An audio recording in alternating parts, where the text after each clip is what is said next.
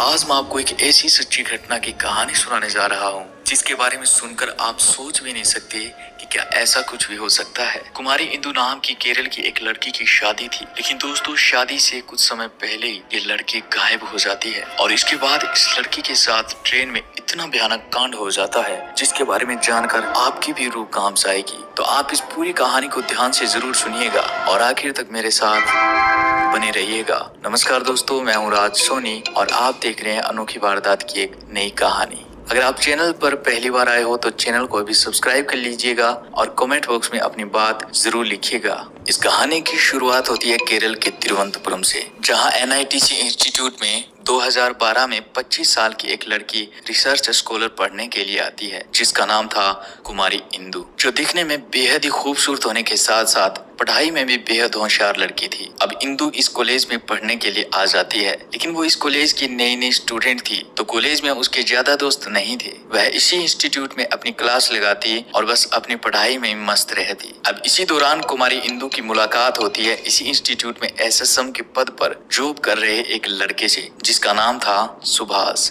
जो उम्र में इंदु से थोड़ा बड़ा था। अब दोनों की मुलाकात होती है तो सुभाष इंदु को जानने लगा था और इंदु भी अब किसी प्रोजेक्ट या पढ़ाई के सिलसिले में सुभाष से अक्सर मिलने लगी थी और सुभाष भी इंदु की खूब मदद किया करता था। धीरे धीरे दोनों की मुलाकातें बढ़ती गई और अब दोनों दोस्त बन जाते हैं और धीरे धीरे दोनों की दोस्ती भी बढ़ने लगती है। अब इंदु और सुभाष अक्सर इस कॉलेज में साथ रहा करते थे, खूब बातें किया करते थे। इंदु को अब इस कॉलेज में एक अच्छा दोस्त मिल गया था तो वो अपनी बातें सुभाष से शेयर करने लगी। बढ़ती मुलाकातें, कॉलेज में साथ रहना, साथ घूमना इन दोनों को बेहद ही अच्छा लगने लगा और इन्हीं बढ़ती नजदीकियों के कारण इन दोनों को पता ही नहीं चला कि कब ये दोनों आपस में प्यार करने लगे, एक दूसरे को पसंद करने लगे। लेकिन दोस्तों इन दोनों में से कोई नहीं जानता था कि इन दोनों का इतना करीब आना इनके लिए आगे इतना भयानक, इतना खौफनाक मंजर ला देगा। अब सुभाष इंदु से इतना प्यार करने लगा था कि वह इंदु को खोना नहीं चाहता था। तो एक दिन सुभाष और इंदु जब साथ में थे तो सुभाष इंदु को शादी के लिए प्रपोज कर देता है। सुभाष इंदु से कहता है कि वह इंदु से शादी करना चाहता है।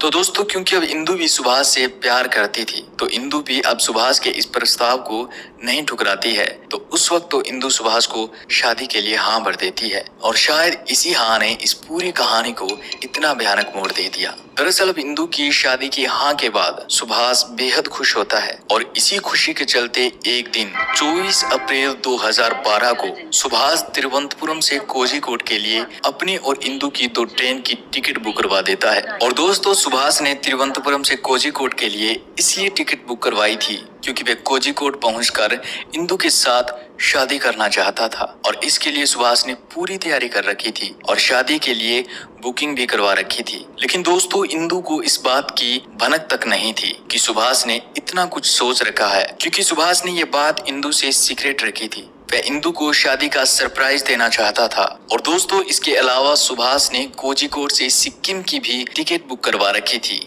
ताकि वो दोनों कोझीकोड शादी करके वहीं से सिक्किम अपने हनीमून के लिए निकल जाएं। लेकिन उसने ये बात इंदु से छिपा रखी थी और वह इंदु से बस इतना कहता है कि तुम और मैं घूमने के लिए कोझीकोड जा रहे हैं। और इंदु भी सुभाष के साथ सफर करने पहले भी बहुत बार जा चुकी थी तो इंदु इस जर्नी के लिए तैयार हो जाती है। लेकिन दोस्तों तभी कुछ ऐसा होता है जिसकी सुभाष ने कभी कल्पना भी नहीं की होगी। दरअसल 24 अप्रैल 2012 को, उसी दिन जिस दिन सुभाष ने टिकट बुक करवाई थी, उसी दिन शाम को सुभाष के घर पहुंचते हैं इंदु के मम्मी पापा, जो सुभाष को अच्छे से जानते थे कि सुभाष इंदु का बेस्ट फ्रेंड है। अब दोस्तों सुभाष को उनका अचानक से आना थोड़ा अजीब सा लगा, लेकिन फिर भी सुभाष ने उनका अच्छे से वेलकम किया और उनकी अच्छी खातिरदारी की। अब इसके बाद उनमें आपस में बातचीत होने लगती है और दोस्तों बातचीत करने के दौरान ही इंदु के पापा सुभाष के घर आने का कारण बताते हुए कहते हैं कि उन्होंने इंदु की शादी रख दी है और शादी में उसका बेस्ट फ्रेंड नहीं आए, ऐसा कैसे हो सकता है। और इतना कहकर उन्होंने सुभाष के हाथ में इंदु की शादी का कार्ड थमा दिया। और दोस्तों ये कार्ड देखते ही सुभाष के पैरों के नीचे से जमीन खिसक जाती है। वह सहम जाता है कि आखिर ऐसा कैसे हो सकता है। तो अब आगे इंदु के पिता जो बात कहते हैं वो सुभाष के लिए और भी चौंकाने वाली थी। इंदु के पिता आगे कहते हैं कि ये शादी इंदु की मर्जी से ही की गई है। उन्होंने इंदु से इसके बारे में बात भी की थी तो उसने शादी के लिए हाँ कर दी। अब इतना कहकर इंदु के मम्मी पापा वहाँ से चले जाते हैं। और दोस्तों, इस बात की खबर इंदु को नहीं थी कि उसके मम्मी पापा सुभाष को उसकी शादी का कार्ड देने उसके घर गए हैं। शायद अगर इंदु को ये बात पता होती तो वो उन्हें वहाँ जाने से रोक लेती और ट्रेन में इतना भयानक कांड न हो पाता। अब दोस्तों, इधर सुभाष के मन में एक ही बात चल रही थी कि आखिर क्यों इंदु ने उसे अपने रिश्ते, अपनी शादी के बारे में नहीं बताया। कहाँ सुभाष ने इंदु के साथ अपनी शादी का रजिस्ट्रेशन करवा रखा था, यहाँ तक हनीमून की टिकट भी बुक करवा रखी थी, और कहाँ वह इंदु की शादी का कार्ड हाथ में पकड़े खड़ा था। ये बात सुभाष को अंदर ही अंदर खाई जा रही थी। उसके मन में इंदु के प्रति गुस्सा भी था कि बात इतनी आगे बढ़ गई, लेकिन इंदु ने कभी जिक्र तक नहीं किया। लेकिन अब भी सुभाष सोचता है कि इंदु के घर वाले कास्ट में ज्यादा विश्वास रखते हैं, तो शायद इंदु ने घर वालों के दबाव में आकर इस शादी के लिए हाँ किया होगा। उसके मन में अब भी ये था कि उसे एक बार फिर से इंदु से इस बारे में बात करनी चाहिए। तो सुभाष इस ट्रिप को कैंसिल नहीं करता है और अगले ही दिन यानी कि 25 अप्रैल 2012 को इंदु और सुभाष प्लान के मुताबिक दोनों तिरुवनंतपुरम रेलवे स्टेशन पर मिलते हैं और वहां से कोझिकोड के लिए ट्रेन पकड़ते हैं। अब दोनों ट्रेन में बैठ जाते हैं और ट्रेन तिरुवनंतपुरम से रवाना हो जाती है और ट्रेन के चलते ही दोनों आपस में बात शुरू करते हैं। सुभाष अब अपने सामने की सीट पर बैठी इंदु को 24 अप्रैल के शाम की घटना के बारे में बताता है कि शाम को तुम्हारे मम्मी पापा तुम्हारी शादी का कार्ड लेकर मेरे घर आए थे। और दोस्तों, सुभाष के मुंह से ये बात सुनते ही इंदु के चेहरे की चमक उड़ जाती है कि आखिर ये क्या हो गया। तो अब सामने सीट पर बैठा सुभाष इंदु को अपने प्लान के बारे में बताता है कि उसने सिर्फ तुमसे शादी करने के लिए तिरुवनंतपुरम से कोझिकोड की टिकट बुक करवाई है और इस शादी के लिए उसने रजिस्ट्रेशन भी करवा रखा है। और वो आगे कहता है कि मैं तुमसे बेहद प्यार करता हूँ और मैंने कोर्ट मैरिज के लिए भी रजिस्ट्रेशन करवा रखा है। लेकिन दोस्तों, ये बात सुनते ही इंदु कहती है कि ऐसा नहीं हो सकता।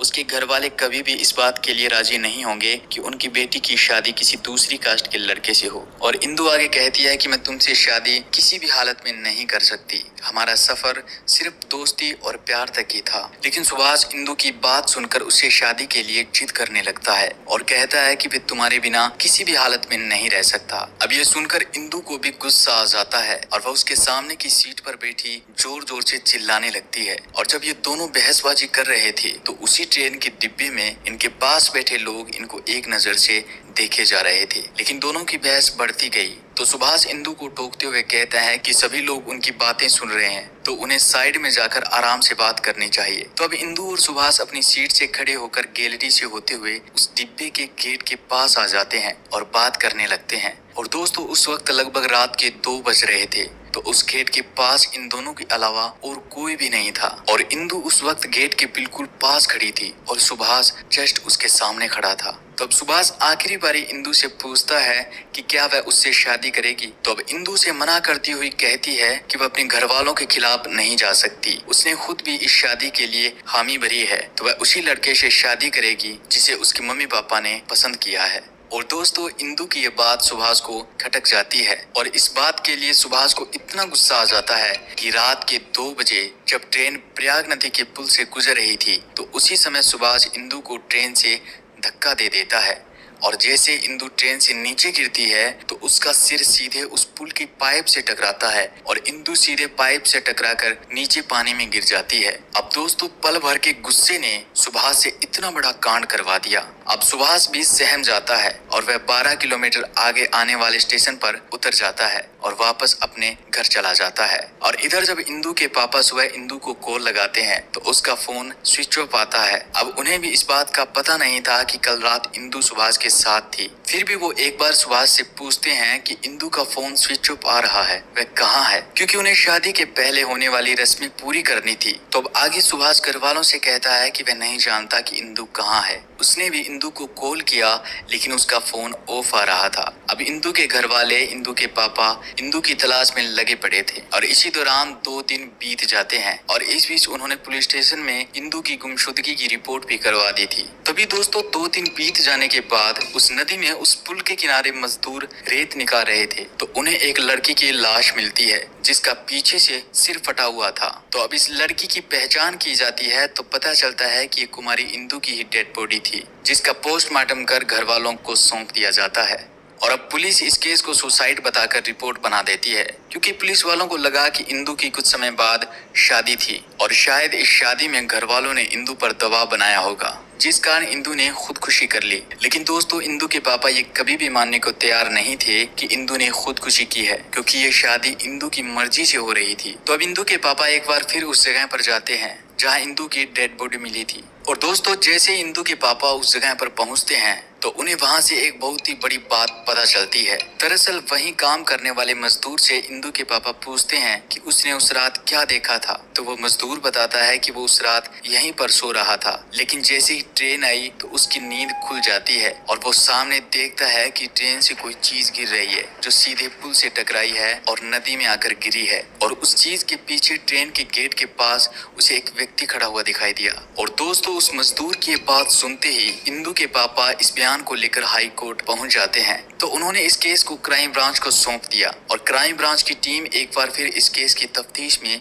लग जाती है। और दोस्तों, जब उन्होंने पोस्टमार्टम की रिपोर्ट की बारीकी से जांच की तो पता चलता है कि इंदु के सिर के पीछे चोट लगी थी। तो क्राइम ब्रांच को शक हुआ कि अगर कोई ट्रेन से कूद रहा है तो उसे पीछे चोट कभी नहीं लग सकती, यानी कि हो सकता है इंदु को ट्रेन से धक्का दिया गया हो। अब क्राइम ब्रांच इसी संशय के साथ इस केस की जांच शुरू करती है और ट्रैवल एजेंट तक पहुंच जाती है। और बस दोस्तों, यहीं से उन्हें पता चला कि इंदु के साथ सुभाष नाम के एक लड़के की भी ट्रेन की टिकट बुक करवाई गई थी। तो अब तुरंत ही क्राइम ब्रांच की टीम सुभाष के घर पहुंच जाती है, उससे पूछताछ करती है। सुभाष बस इतना कहता है कि वो इंदु के बारे में कुछ नहीं जानता, इंदु बस उसकी एक अच्छी दोस्त थी। लेकिन दोस्तों, इसके बाद पुलिस वाले जैसे ही सुभाष का लैपटॉप चेक करते हैं तो दोस्तों, पुलिस को सुभाष के लैपटॉप में सुभाष और इंदु की कुछ प्राइवेट फोटोज मिलती है, जिसे देखकर पुलिस वाले सब कुछ समझ जाते हैं और तुरंत ही सुभाष को गिरफ्तार कर लेते हैं। सुभाष रोते हुए उन्हें उस रात हुई पूरी घटना के बारे में बता देता है कि उसने ही उस रात ट्रेन में कुमारी इंदु को धक्का दिया था, क्योंकि कुमारी इंदु उससे शादी नहीं करना चाहती थी, लेकिन वो उससे प्यार करता था, उससे शादी करना चाहता था।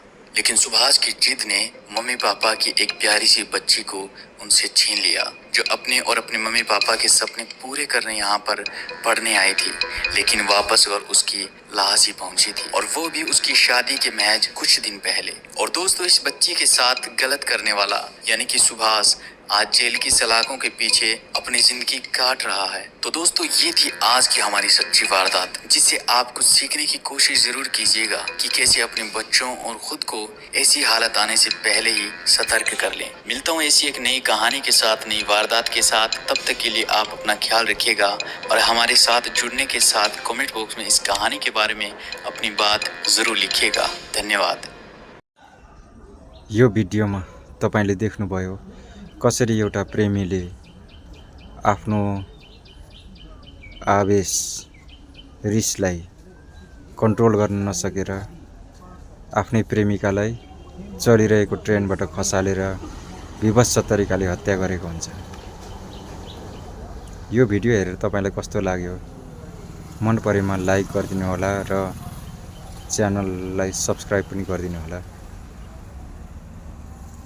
आउने भिडियोमा यस्तै प्रकारका अरू क्राइम स्टोरी पनि देख्नेछौँ।